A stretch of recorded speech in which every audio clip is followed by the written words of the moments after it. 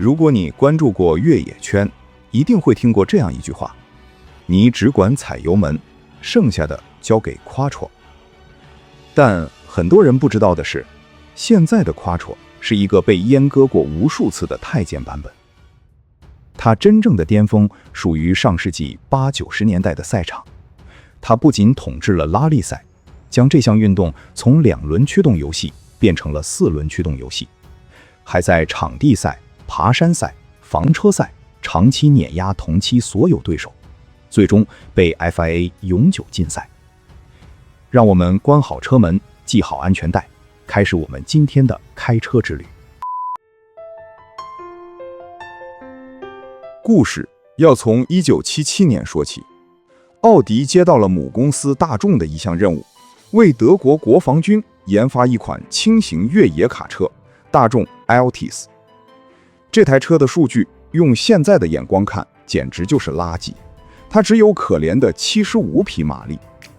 但奥迪工程师约尔格本辛格在测试时发现，这台车在雪地与泥泞路面竟然把奥迪200多匹的前驱车虐得体无完肤。看着陷在泥地里的奥迪工作车，本辛格脑子里突然冒出一个极其疯狂的想法：为什么不把这套变态的4驱系统装到普通的家用轿车身上呢？于是，在一个月黑风高的夜晚，奥迪的这群工程师将一台加装了4驱系统的奥迪80开到了一个偏远的采石场。测试结果惊呆了所有人，在湿滑的低附着力路面，它的过弯表现就像被焊在了地面上，又快又稳。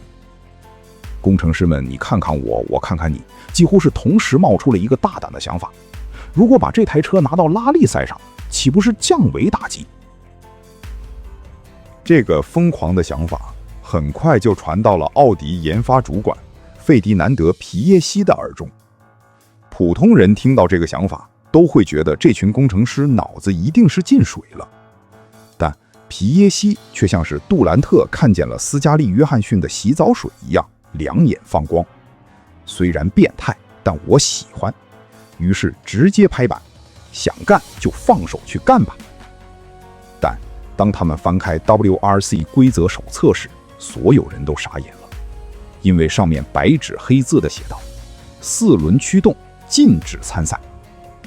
规则是死的，但人却是活的。为此，奥迪精心挑选了一位能把速成机说成是全宇宙最好 SUV 的金牌说客，前往巴黎 WRC 总部。这位金牌说客并没有一开始就大放厥词，与这群官员直接对线，而是安静地坐在角落里，默默地看着这群人吹水聊天。直到会议即将结束，这群掌握生杀大权的官员们开始收拾东西，准备起身离开的时候，他才缓慢地站起来，仿佛不经意地说道：关于规则手册里这条禁止4轮驱动参赛的条目，看看能不能删了。大佬们停下脚步，像看傻子一样地看着他。谁会愚蠢到用笨重的军用卡车来参加拉力赛？便说道：随便，只要你高兴就好。1980年，奥迪正式发布了 Quattro， 这个名字可以说非常简单直白。Quattro 这个词在意大利语中就是数字4的意思。万事俱备，只差量产认证。但奥迪这个老狐狸并没有躺在家里坐等认证完成，而是在1980年提前派出了一台奥迪 Quattro 赛车，与芬兰人汉努·米克拉作为赛会0号先导开路车。工程师们则是手里拿着秒表，偷偷记录成绩。这台0号赛车在米克拉的脚下，状态越来越好，速度越来越快。当所有赛段结束，他们拿到了一个不可思议的成绩。假如这台0号车参赛，将以领先本场冠军超过30分的时间夺冠。1981赛季揭幕战，蒙特卡洛，奥迪 Quattro 正式站在了起跑线。不过，所有人都在等待看他们的笑话，因为在他们传统的认知里，4轮驱动笨重的就像一头大象，在蒙特卡洛的冰天雪地里一定会举步维艰。然而，当发车旗挥下的那一刻，所有人都傻眼了。汉努密克拉驾驶夸丑展现出了如同外星科技般的恐怖抓地力。当那些后驱赛车像喝醉了的黑熊左右摇摆时，奥迪夸丑的每一次过弯都像是把轮胎焊在了冰面上，又快又稳。仅仅过了6个赛段，密克拉就领先了第2名整整6分钟。更狠的还在后面，圣莫雷拉力赛上演了人类赛车史上最传奇的一幕。法国女车手米歇尔·穆顿与意大利女领航员法布利奇亚·庞斯组成了全女车组，他们驾驶奥迪夸丑一路过关斩将，拿下分站冠军。米歇尔·穆顿成为了 WRC 历史上第1位，也是至今为止唯一一位夺得分站冠军的女性车手。不过，此时的夸丑还处在婴儿期，4驱系统与电子系统并不稳定，像极了青春期叛逆少年，时不时的就闹情绪，玩罢工。到赛季结束，奥迪在积分榜上只拿到了车队第5名。在抓地力和纯粹的速度上，占据绝对优势的4轮驱动赛车，却因为几个小小的故障就败给那些2轮驱动赛车，简直就是德国工程界的奇耻大辱。他们直接推倒重来，将那些脆弱的电路板全部扔进了垃圾桶，重新设计了电子系统与差速器。1982赛季，德国人卷土重来，赛道上弥漫着强烈的硝烟味儿。这一次不仅仅是4驱技术与2驱技术的对决，更是一场引爆整个赛车界的性别大战。比赛还没开始，媒体就开启了吃瓜模式，大家都在猜测米歇尔·穆顿这个法国女人会不会打败男车手，拿下车手总冠军。这直接激怒了前世界冠军沃尔特·罗尔。这位老派的德国车手面对记者的挑衅，直接放出了狠话：听着，如果我输给了穆顿，我立刻退出赛车界。我不是针对她是一位女性，在赛道上输给任何一个男人我都能接受，但如果输给一个女性车手，会让我觉得自己这辈子都是个彻头彻尾的失败者。面对如此具有羞辱性的公开挑衅，穆顿没有在媒体面前说一个字，他只是冷静地坐进驾驶舱，扣好安全带。葡萄牙站、希腊卫城站、巴西站，这3场胜利就像3记耳光，狠狠地抽在了前世界冠军的脸上，也同时向全世界证明，在拉力赛，女人并不比男人差。这场世界级的性别大战很快来到了决定命运的终极时刻。倒数第2站，克特迪瓦拉力赛。积分榜上，罗尔以101分领跑，穆顿以82分暂列第2。表面上，这19个积分就像一条无法跨越的鸿沟，但当时的 WRC 规则，全年只选取车手最好的7场比赛计入总分。罗尔已经拿满7场，而穆顿只拿到了6场。接下来的2场比赛，他只要拿下一个冠军与一个第5名，就能实现逆转，登顶车手总冠军。然而，命运却跟他开了一个残酷的玩笑。比赛开始前1个小时，穆顿接到了来自家乡的电话，他最挚爱的父亲因为癌症去世了。那一瞬间，他的精神世界彻底崩塌。他原本想立刻脱掉赛车服，放弃比赛回家奔丧，但他的母亲在电话里对他说：“跑下去，孩子，你父亲临终前的最后愿望就是想看你拿到世界冠军。”穆顿咬着牙擦干眼泪，向车队隐瞒了所有的消息，眼神坚定地坐进了驾驶舱。她就像是一个地狱来的复仇女神，在非洲荒野上展现出了恐怖的统治力，把处于第2位的罗尔甩开了整整1小时20分。然而，就在历史即将被改写的那一刻，夸丑复杂的机械系统又一次在关键时刻掉了链子。变速箱损坏，这个致命的故障让穆顿失去了所有的领先优势。为了把失去的每一秒都抢回来，他将自己的身体、心理以及那台赛车全部推向了极限。但就在他即将实现绝地反杀的那一刻，悲剧发生了。也许是丧父之痛彻底地击溃了他，在一个弯道以极高的速度发生了翻车事故，赛车彻底报废。穆顿只能坐在废墟里，眼睁睁地看着罗尔捧走了那一年的总冠军奖杯。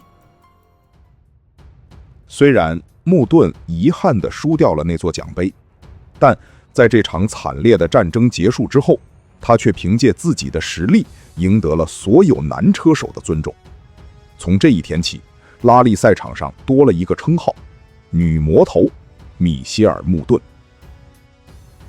奥迪则是在全年的12场分站赛中拿下了全年的7个分站冠军，以近乎残暴的碾压性优势斩获了奥迪品牌历史上第1个 W2C 年度制造商总冠军。从这一刻起，所有人都意识到，要想在拉力赛获得胜利，你需要一台4驱赛车。但凡事总有例外，这个例外就是兰奇亚。1983赛季，兰奇亚带来了后驱赛车037。面对强大的奥迪 Quattro， 意大利人自己也很清楚，少2个驱动轮的037正面对刚绝对没有胜算。于是便发动了意大利人聪明的头脑。蒙特卡罗拉力赛，冰雪路面，后驱赛车，很容易就会滑成宝马。但兰奇亚有自己的办法，他们采用了撒盐大法，硬生生地将冰雪路段变成了干燥的柏油路段，从而赢得了胜利。圣雷莫拉力赛，为了不被前面赛车扬起的沙尘挡住视线，意大利人采用了喷水大法与拖延战术，再一次获得胜利。就这样，兰奇亚凭借各种盘外招，以2分的微弱优势，硬生生地从奥迪手中夺走了制造商年度总冠军。这也是 WRC 历史上2轮驱动赛车最后的胜利。1984赛季，尝到甜头的兰奇亚带来了037 Evo 2，试图再一次复制轨迹。然而，奥迪这一次做了充足的准备，他们为了提升弯道性能，将这台车硬生生地截短了320毫米，进化成了 Sport Quattro。甚至古板的德国人也学会了盘外招，直接从兰奇亚挖走了当家车手王尔特·罗尔。这种双管齐下的策略，让意大利人的所有诡计都变成了徒劳。奥迪彻底地洗刷了耻辱，重新夺回了 WRC 制造商年度总冠军。不过，由于沃尔特·罗尔的加入，奥迪车队内部的席位变得极其拥挤。女魔头米歇尔·穆敦不得不转为兼职车手，只参加部分拉力赛。但奥迪并没有把他打入冷宫，反而还让他干了一件震惊全美赛车界的惊天大事，去征服派克峰国际爬山赛。派克峰国际爬山赛是全世界海拔最高、车辆性能最极端，同时也最危险的赛事。整条赛道铺满了致命的沙土与碎石，围栏外面就是深不见底的100米悬崖。只要你不小心冲出赛道，唯一能做的事情就是提前跟这个世界说再见。在此之前，这项地狱赛事绝对是大男子主义与美系 V8 肌肉车的绝对主场。那些北美的糙老爷们儿看见一个欧洲女车手开着一台家用2厢车就敢参加这样的比赛，大牙都快笑掉了。然而，穆顿用实际行动告诉这群傲慢的牛仔：大人，时代变了。虽然赛车在半途中遭遇了引擎故障，动力严重受限，但他还是凭借自己的驾驶技术，依然跑出了12分10秒38，斩获了公开组冠军以及全场第2名。1985赛季 ，WRC B 组已经彻底陷入了疯狂。厂商为了追求极致的速度与操控性，将赛车改为了更完美的中置4驱布局。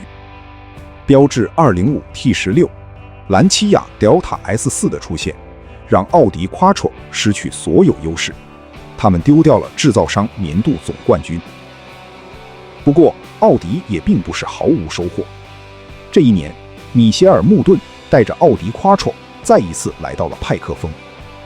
这一次，这群美国牛仔看到这个欧洲女人还敢再来，直接放出了狠话：如果今年让这个女人赢了，我们几个就从派克峰上跳下去。然而打脸来得实在太快，穆敦冲过终点线时，计时器都定格在了11分25秒。这一刻，空气都凝固了。他不仅以领先第二名整整30秒的恐怖优势，斩获了派克峰的全场总冠军，成为了这项赛事历史上第一位夺冠的非美国车手，以及第一位夺冠的女性车手，还将这项赛事的最快纪录向前推进了整整13秒。历史并没有记载那几位美国牛仔到底跳没跳下去，但从这一刻起，所有美国人都记住了这个名字——女魔头米歇尔·穆敦。1986赛季 B 组疯狂的军备竞赛彻底露出了他的獠牙。第3站葡萄牙，一台福特 RS200 在时速接近200时失控，直接冲进了毫无防护的人群，造成3人死亡，30多人受伤。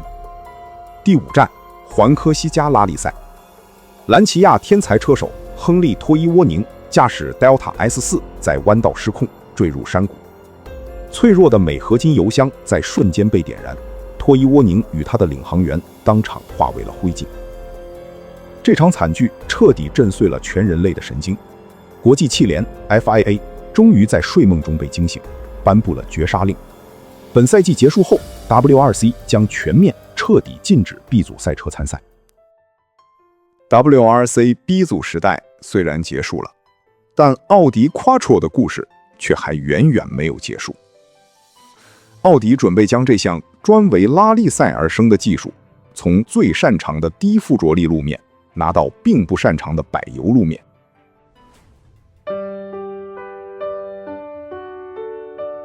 1988年，奥迪将这套 Quattro 4驱技术直接移植到了奥迪200身上，打造出了奥迪200 Quattro， 拿到了美国 Trans Am 锦标赛。为了适应场地赛的柏油路面，工程师为它换上了托森中央差速器，这玩意儿能在车轮打滑的几毫秒内瞬间锁止，将动力输出到有抓地力的车轮。这项赛事原本是福特、雪佛兰这些美系大排量肌肉车的天下，但奥迪200 Quattro 的到来，让他们见识到了什么叫做降维打击。在干燥的直线赛道上，那些美式肌肉车还能依靠大排量与奥迪打得有来有回，可一旦进入多弯的赛道或是雨战，就变成了太监去青楼，有心却无力。在全年的13场分站赛中，奥迪200 Quattro 斩获了8场胜利，轻松拿下了车队与车手双料总冠军。赛季结束后，美国 SCCA 主办方彻底破防，修改 Trans Am 准入规则，只允许美国本土引擎与2轮驱动参赛，直接将奥迪拦在了门外。1989年，奥迪又将这套4驱系统移植到了奥迪90身上，打造出了奥迪90 Quattro， 将它拿到了北美 IMSA GTO 锦标赛。虽然由于赛车研发进度延误，奥迪错过了积分最高的戴通纳24小时与赛百灵12小时耐力赛，但还是在剩余的13站比赛中狂扫7个分站冠军，拿到总成绩第2名。这一次，美国人又不干了，因为他们十分清楚，只要让奥迪参加全部比赛，又将是一场无情的屠杀。于是又修改规则，直接将奥迪扫地出门。既然美国人不讲武德，那我们就回欧洲。1990年，奥迪又将这套 Quattro 4驱系统移植到了自家的旗舰轿车 V8 的身上，打造出了奥迪 V8 Quattro， 将它拿到了德国房车大师赛 DTM。 当人们看到这台 V8 Quattro 站在 DTM 的起跑线时，所有人都认为奥迪这次脑袋一定被驴踢了。众所周知，当时这项赛事的霸主都是宝马 M3 与奔驰 190E 这样长度不到 4.5 米，重量只有900多公斤的小车。与之对比，奥迪 V8 Quattro 长度超过 4.9 米，重量更是达到 1.3 吨，简直就是大象与猎豹赛跑。然而，比赛开始后，所有人都麻了。奥迪这次拿出来的双托森差速器组合，可以在弯道打滑时，将大部分动力都输出给外侧的一个后轮，让这头大象的过弯动作甚至比小猎豹还要灵敏。奥迪凭借这套系统横扫所有对手，连续2年拿下了车手总冠军，创造了 DTM 历史上第一个连续2年蝉联车手总冠军的新纪录。1992年，赛季刚刚开始，奥迪就被奔驰举报使用违规部件，奥迪一气之下彻底退出了 DTM。不过，奥迪并没有彻底退出房车赛。1996年，超级房车赛 Super Touring 时代来临。与德国房车大师赛 DTM 不同的是，这项赛事是一项涵盖3大洲的国际性赛事。奥迪这一次又将这套 Quattro 4驱系统移植到了 A4 的身上，打造出了 A4 Quattro。这可以说是一场无情的屠杀。奥迪 A4 Quattro 直接横扫3大洲，实现了超级大满贯。奥迪 Quattro 在房车赛上的无敌统治力，让所有的后驱、前驱对手彻底陷入了绝望。1998年，国际汽联 FIA 发现，只要奥迪的这套赛车还拥有那套 Quattro 4驱系统，不论你是设计针对性规则，还是增加重量惩罚，都不能阻止他们夺冠的脚步。于是便直接撕破脸皮，彻底禁止4轮驱动参赛。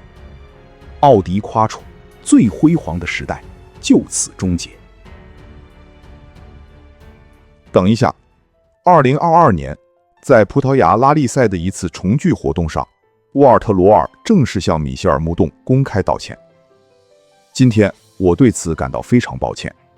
在那个时候，拿到世界冠军其实没什么，但如果当年能有一位女性成为世界冠军，那对赛车运动的未来将是一件极其特别、极具意义的事儿。米歇尔配得上那个冠军吗？我想我们都配得上。米歇尔过去是，现在也是一个非常特别的人。他真的非常非常快，能够击败斯迪格布隆奎斯特与汉诺米克拉这样的顶级车手。他生来就是开4驱赛车的料。罗尔的这次公开道歉，为2人长达40年的恩怨彻底画上了句号。